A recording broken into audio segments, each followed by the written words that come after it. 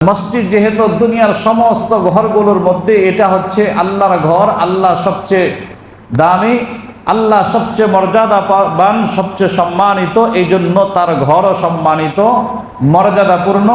আর এই ঘরের সাথে যাদের অন্তর লাগা থাকবে, যারা সম্পর্ক রাখবে, তারাও দামি হয়ে যাবে।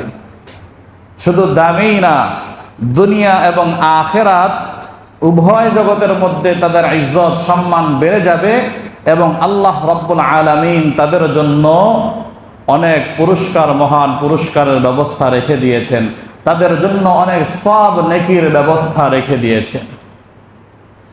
মসজিদের মধ্যে কেউ কি আর এমনি আসে না, নামাজের জন্য আসে? নামাজের জন্যই আসে, স্বাভাবিক। মসজিদ যেহেতু নামাজের জন্য তৈরি, এজন্য মসজিদের মধ্যে সাধারণত নামাজের জন্যই আসে।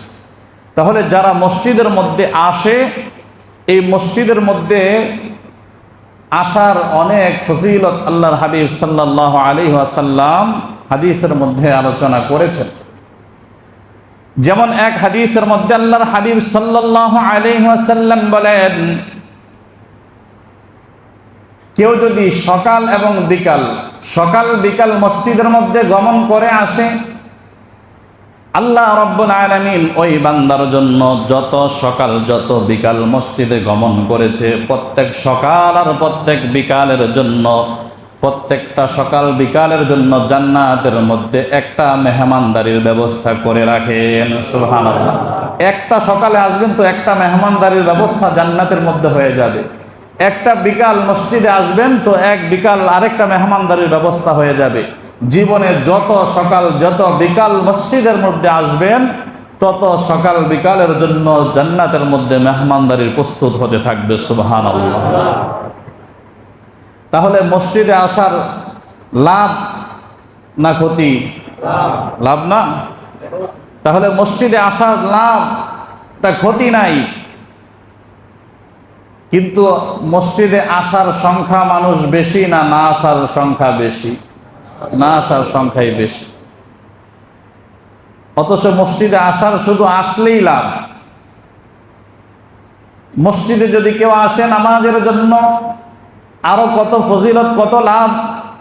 আল্লাহর হাবিব সাল্লাল্লাহু আলাইহি ওয়াসাল্লাম বলেন, কেউ যদি পরিপূর্ণ পবিত্রতা অর্জন করে মসজিদে আসে, পবিত্রতা অর্জন করবে, বাসা থেকে পবিত্রতা অর্জন করে মসজিদে আসে। মসজিদে এসেও পবিত্রতা অর্জন করা যায়, প্রয়োজন অনুযায়ী পবিত্রতা অর্জন করবে মসজিদে এসে, কোনো সমস্যা নাই। কিন্তু কেউ যদি নিজ বাসা থেকে পবিত্রতা অর্জন করে মসজিদে আসে, এটার আলাদা ফজিলত রয়েছে।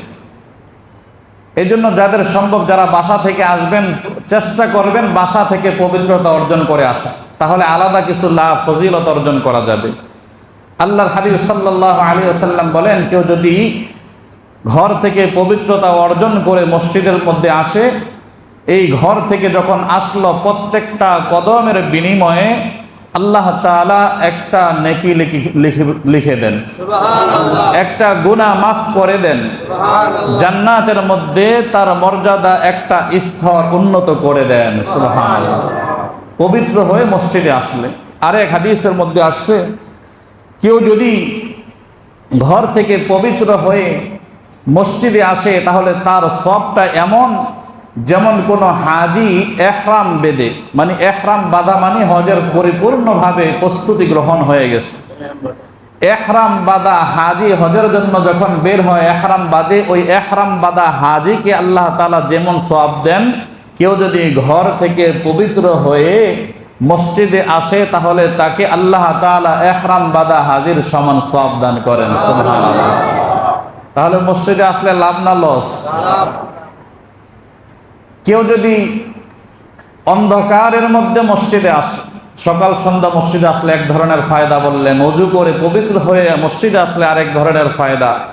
আবার কেউ যদি রাতের অন্ধকারে, অর্থাৎ এশার ফজর যে নামাজগুলো রাতের মধ্যে হয়, এই রাতের অন্ধকারে যারা মসজিদে আসবে, আল্লাহর হাবিব সাল্লাল্লাহু আলাইহি ওয়াসাল্লাম বলেন, কিয়ামতের দিন আল্লাহ তাআলা তাকে একটা বিশেষ নূর, আলো দান করবেন, যেই আলো তাকে পথ চলতে সহযোগিতা করবে। সুবহানাল্লাহ।